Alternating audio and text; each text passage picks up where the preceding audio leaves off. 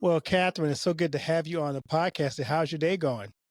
My day is going wonderful. Thank you so much for having me. I'm excited about having this conversation with you. I really appreciate it. Well, I'm glad. I'm looking forward to having it as well. I mean, your topic is one that so many people either have dealt with, especially in the last 2 years, or if they haven't, they will deal with it at some point in their life. So you can't avoid grief as long as you live It's here. true.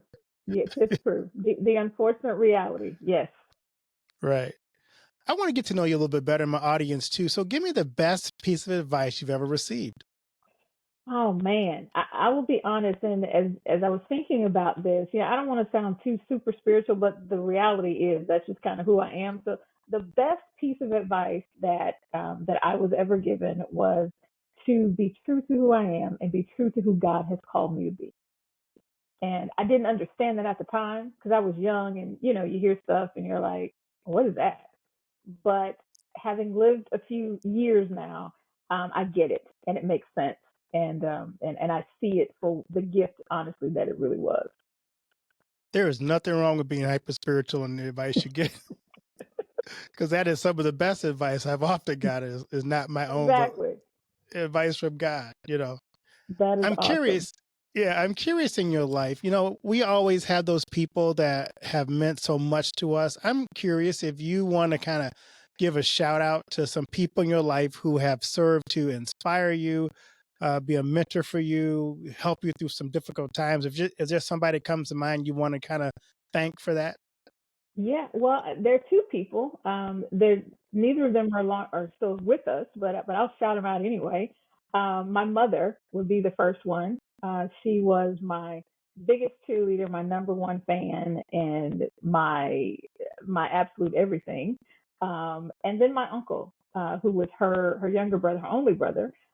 He is the person who led me to Christ, who taught me about Jesus, who taught me how to teach about Jesus, who I mean, just discipled me when I didn't really even know what that was.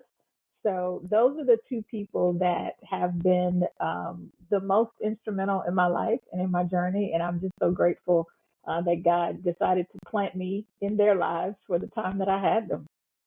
That's amazing. And it's so good to know. Oftentimes I ask people that question, that's who they come up with, somebody, either a mother or a father or a family member who knew them from the day they were born to the day they left this earth. And so yeah, those are some of the most impactful people in our lives often. Absolutely, yeah. I've got some others, but when I think about those two, they win the prize hands down. Right, there you go.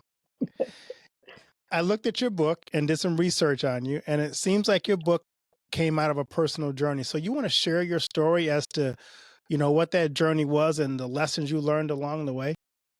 Sure. So the book is actually was actually written and born out of my own grief journey, in particular after the death of my mother. I've worked in the mental health space my entire career for almost 30 years now.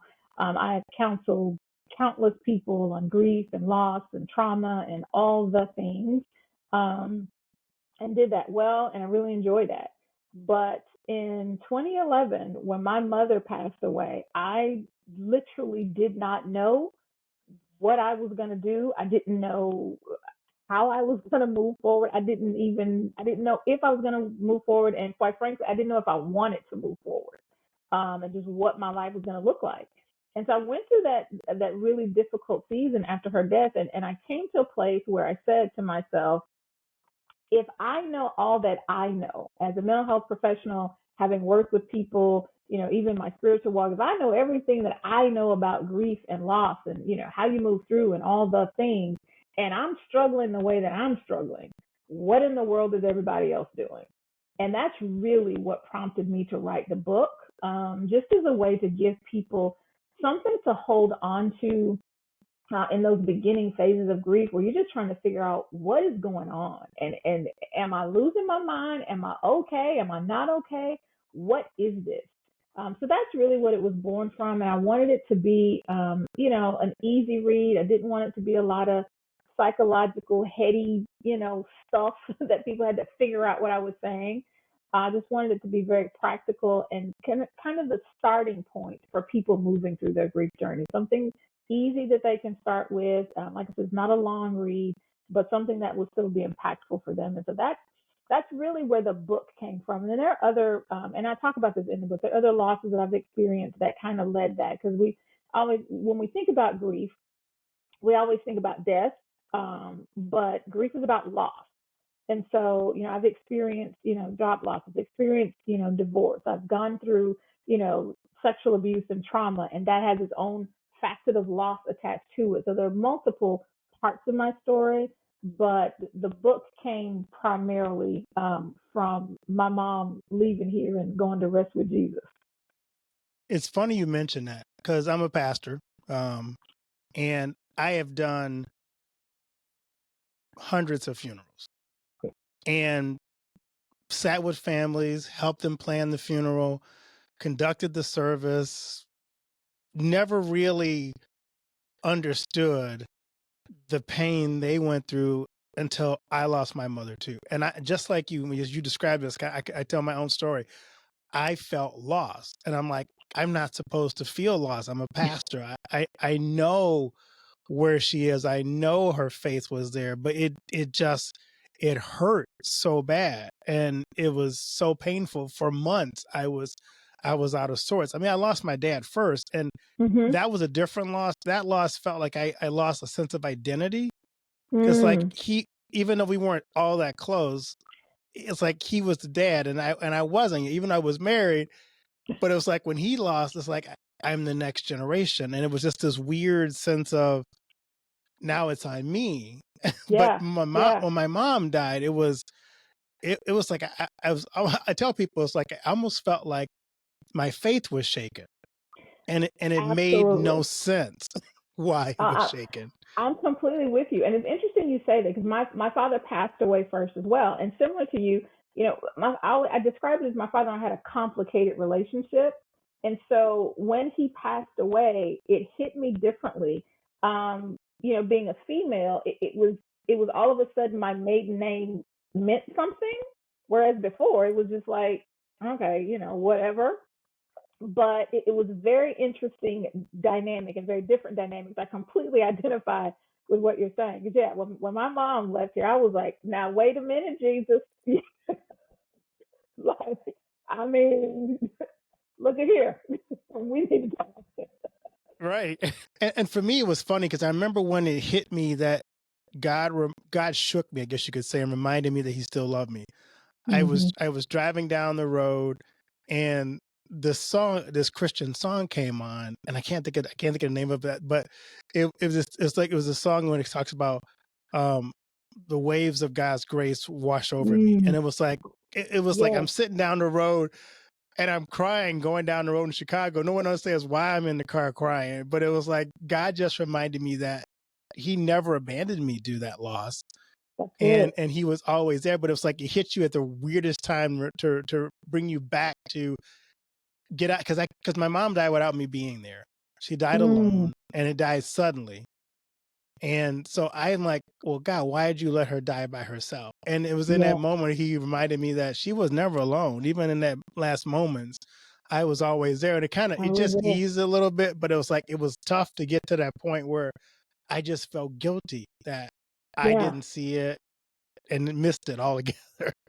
Absolutely. Again, it's so interesting that even as you talk with people about their losses and how they experience it, and that's one of the things I talk about in the book. You know, the way that someone passes away, your experience of their loss, how you find out, were you there, were you not, like all of those things will color how you move through your grief process. For me, and similar to you, it hit me the fact that she's not here. But my father died very suddenly. I mean, like, this morning he's here, and like, 5 hours later he's not. My mother, we walked through a 7.5 month journey with my mom before she passed away. And when I looked back on that, I was so grateful for that time that God gave me to slowly pull away. Because I talk to my mother every day, multiple times a day, just because the wind blew. Right. But during those 7.5 months, I wasn't able to do that. We slowly, had to pull away. And so that was God's way for me of preparing me to let go. because I always say to people, had he decided to take my mom suddenly the way that he did my father, I don't know what that would have looked like. Would I have gotten through it? Absolutely. But I know that it would have been exponentially more difficult for me. And so it's so interesting to be able to see God's grace even in our losses and the way that he chooses to do whatever he wants to do with the people that he ultimately just get put on loan to us. Right, exactly. So the name of your book is God Help Me, I'm Grieving, Mhm. Finding Healing After Loss. Yes. Tell us a little bit about how the book guides people through finding healing, because I think that is so critical. Like you said, the loss may not be the death of someone, but it could be a different Hmm. kind of loss. But how do you help people find healing when Yeah, those losses happen? that's such a great question. I think it starts with understanding some really fundamental things about loss that I talk about in the book. And I talk about the three P's, that grief is perfectly normal, that grief is personal, and that grief is a process.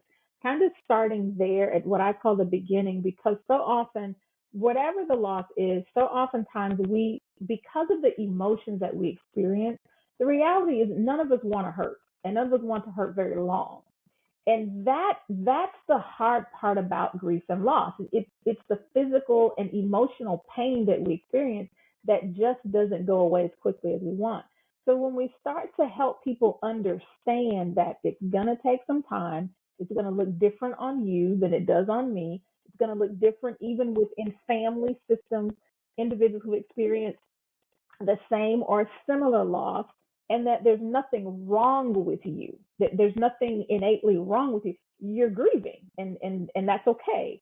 So helping people start there to just understand what's happening to them pushes them so much further along in their healing, because oftentimes the stunt to the healing, if you will, is I don't understand what's happening, and so I'm doing all these other things to try and make it go away, when actually what needs to happen is I need to understand that what I'm experiencing is normal, so that I can now move through the process and make my way toward healing, and understanding that it's going to take time. How much time? As long as it takes. So that's some of, I think the beginning phase is so very important, just to give people a clear understanding of what in the world is happening to me right now.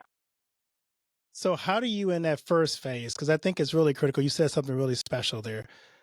How do you give yourself grace during that first Man, part? Because you can really beat yourself up going, why am I not over this? And it just makes it worse. The more you beat yourself up, yes, the it does. worse it gets. So how do you tell people to give themselves the grace to be in that place, to sit in Hmm. that place, and to just be okay with the fact it's gonna hurt? Right. Yeah, and one of the ways I do that is helping them understand that, and kind of going back to what I said, there's nothing wrong with you. So it's not like, you're somehow innately, there's this disorder that you have. What you experience is a normal response to loss that everybody experiences. And so understanding that, so that takes you off and go, oh, okay, well, there's nothing wrong with me. All right, now how do you experience loss? What does it look like for you? Do you need time to cry? Do you need time to go play basketball with your friends? Do you need to go play golf? Understanding that men and women and all of those differences, just innate differences that we have. So understand that about yourself, and then going, okay, if I'm going to get better, I need to give myself the time to get better. I talk about it in the book. I use the example of my son. He broke his arm when he was maybe 8, 9 years old. It was actually just before my father passed away. Broke his arm roller skating. And he had to go from, the original splint to a cast to search all the things to get to the process of healing, because it has to happen from the inside out. We think that because we look okay here, that we should be able to go on and move about our lives. But actually, healing has to happen from the inside out, and so that takes time. So recognizing that, slow down, give yourself the grace, the space, the time, and don't allow other people to put those predetermined time frames on you that say, oh, well, it's been a month, you should be okay by now, or it's been 2 months and you still crying every Tuesday, because your mom died on Tuesday, so I cry every Tuesday. It, it's because that's your process. That's the way you need to move through the process. And so, giving yourself grace is huge in this. And they're also teaching other people. And that's why I love to do the trainings that I do. So it's not only you giving yourself grace, but it's helping other people understand. We need to give the ones we love grace and space as well. I had another guest on. We were talking about grief too, and we were talking about she lost her son to drug addiction. He took his own Mm, life. mm, And, one of the things she talked about is people, when they're around you and you're dealing with grief, they don't want to mention the person's name. And that doesn't help because you want to talk about that person. It's like you want that absolutely. person's name mentioned because you don't want, it's like they're still alive as long as they're still being talked about. So Absolutely. how do you help people who come around grieving people to deal with some of the best practices when you're dealing with somebody dealing with grief? Absolutely. And I do that a lot. And the first thing that I try to teach people is, first of all, to recognize that you don't always have to say anything, that your primary job is to listen and be present, because there's nothing that you can say that's going to make it better. Like there's nothing that you're going to say to someone. They're going to go, oh, you know what? You are absolutely right. I am so glad that God took my mom or my dad. Like, that's not going to happen. Right. So a lot of it is just learning learning the ministry of presence is what I call it. Just being present for people and allowing them to talk.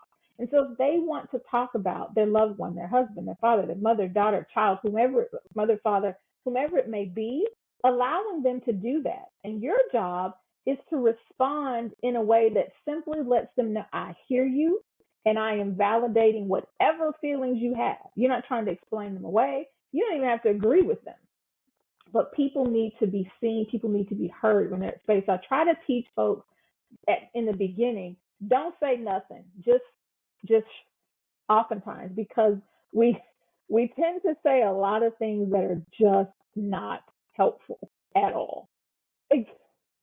Exactly. Yeah. Oh, you're still young. You can marry again. Like, I literally just left the cemetery, and you're telling me, yeah, the things we do. Hmm. Yeah, so oftentimes, particularly in the Christian community, in our faith communities, when someone grieves, we tend to have this wrong view and say that, well, somehow they don't have faith, particularly if it lasts longer than about 2-3 weeks. Was they must not be praying enough, or they don't have enough faith, or all of these things that's tied to their relationship, their fellowship with God. But actually has nothing to do with that. It has everything to do with they were connected and they were in fellowship with another human being. Their heart was connected to another human being in some way, shape, or form. And I say this is true whether it was a good relationship, whether it's a divorce, and it was a particularly difficult divorce, and maybe it was a relationship that you can look back and go, you know what, I shouldn't have even got married to begin with. But you're still connected heart to heart with another human being, and that is an indication that you made a choice and you made a decision to love someone and to allow yourself to be loved. And when we think about, just what scripture says, like that's the whole, when we think about what Jesus says to us in Matthew, that's the beginning, middle, and end of scripture. Love God and love other people. And so you've done that. And now when this loss happens, there's a period of time that it's going to take to heal from that. And so in a very weird way, what we experience with grief and loss is actually the beauty of knowing that you were intimately connected to another human being. And that's a gift. That's really a gift. Yeah, bingo. Absolutely. When I teach this a lot of times, I walk through Job, because I think that whole book is just a beautiful chapter of this, because, we start out in chapter 1, Job is the man, and Job's got everything and all the things. End of chapter 1, he literally loses everything, but we like to land on the very end of chapter 1 where he says, naked I came into the world and naked I'll leave, blessed be the name of the Lord. And we prop that up as this, really beautiful, super spiritual space that we should all be in as soon as we lose someone. Now, granted, that's where we want to end, but we forget to point people to the rest of the book, because between chapter 3 and about chapter 38, he's in a bad spot. I mean, he is, God, why did you even let me be born if this was going to happen? because not only he's lost his possessions, he's lost his children. I mean, he goes through almost every point of loss. His children, his possessions. He's sick. His health is in jeopardy. Some would argue his relationship, even with, I like to call her Miss Job, because, oh, by the way, she's grieving too when she makes that comment to him about you should curse God and die. Well, everything that Job lost in chapter 1, she lost too. Those were her children too.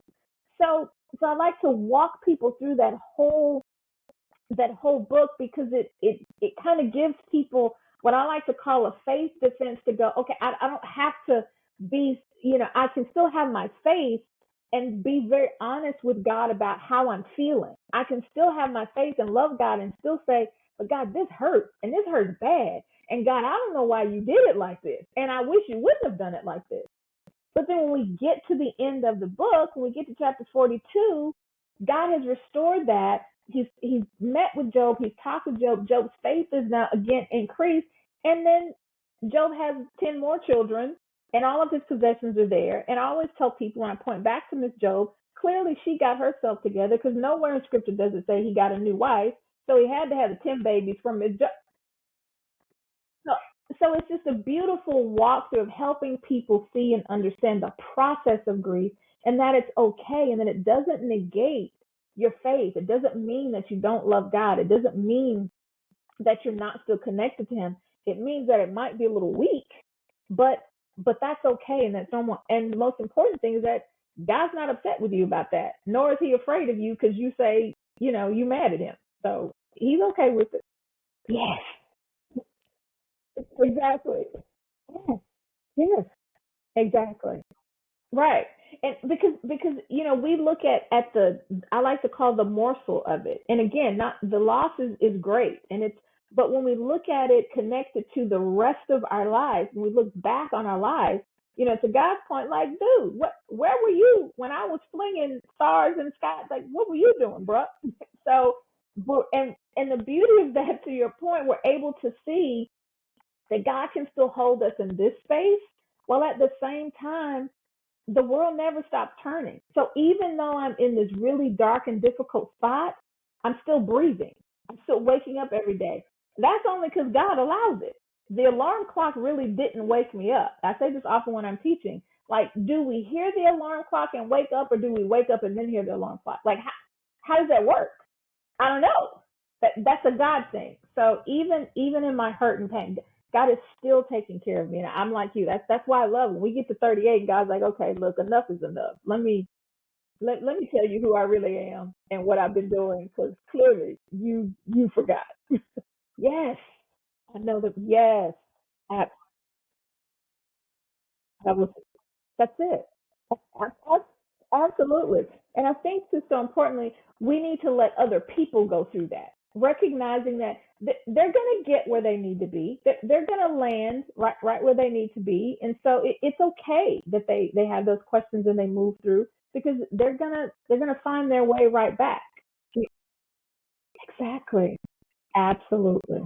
Absolutely. I completely agree. And I think one of the reasons that we tend to do that is because the reality is none of us like to see other people hurt, particularly the people that we love and care about. And so for us, it's the difficulty, I say, of we can't stop it. We can't make it go away. So we just want them, can you stop crying, please? Because I can't handle your tears. I can't handle you hurting. So I need you to stop. But and I think there's a lot of times where that comes from. But you're absolutely right. We have to give them that space to do that, and to allow God to do his work in them and through them in the midst of that really, really difficult situation, whatever it may be, whether it's the death of someone, the loss of a job, a divorce, health challenges, whatever that may look like. Absolutely. Yes. Grief in those moments. Yeah. And those are all the things. That's why I try to drive home so often, that grief is not just about death.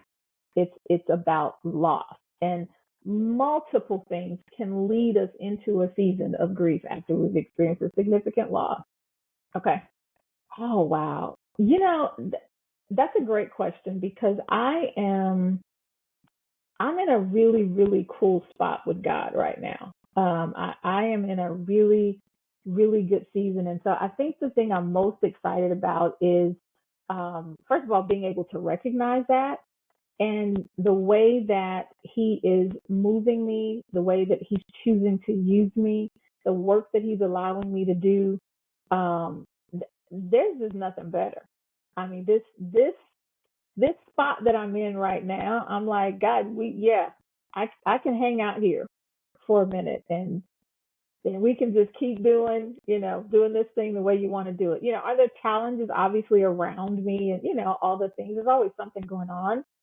But personally, God has me in a place that I have to be honest. This is the best place that I've been in. If we use the term season, this is truly the best season of my life, and I am beyond grateful.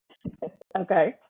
Wow. I'm gonna go with um, that I love God and I love His people because I believe that ultimately that's what we're supposed to be doing.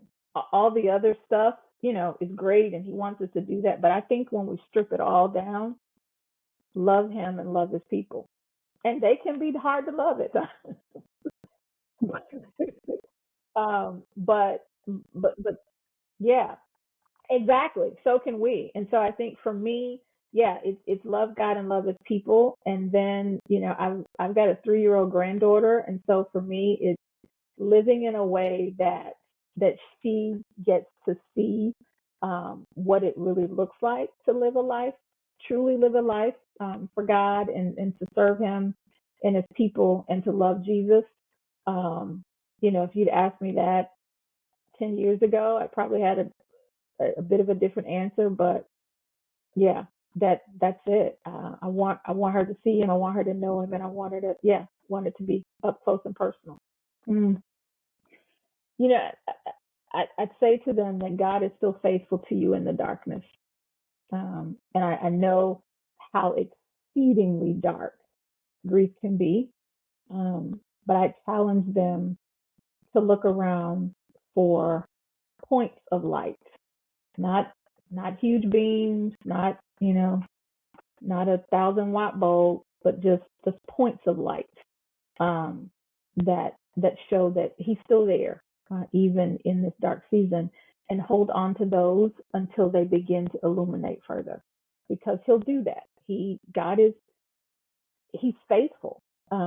His word says it, and if we're able to look a little bit beyond where we are, um, and even look a little bit further back from where we've been, we can see that. And he is faithful, and He will always be faithful to you, even when it's really really dark. There's a point of light in there, and hold on to it because it's going to illuminate itself. And I am, I'm evidence of that. Absolutely. That's it. The dawn, the morning really is coming. It really is, and there truly is some joy attached to it. It's coming. So just keep holding on to those pinpricks and those points of light. Yes, they can find. I love to say they can find anywhere fine books are sold. So on Amazon, Barnes and Noble, Books a Million, any of your, if you have a favorite bookstore in the town wherever you live, you can find it there. They may have to order it, but they can certainly do that. You can also find it on my website at katherinebarner.org. It's available there also. I am on social media everywhere at Mrs. Cat Speaks. So MRSKAT Speaks. You can find me on all social media. I primarily hang out on Instagram and Facebook, but you can find me on the other same handle at Miss Cat Speaks. Absolutely. Thank you so much for having me, Keith. I sincerely appreciate it. This has been good. I love doing this, and so I thank you so much for giving me the opportunity.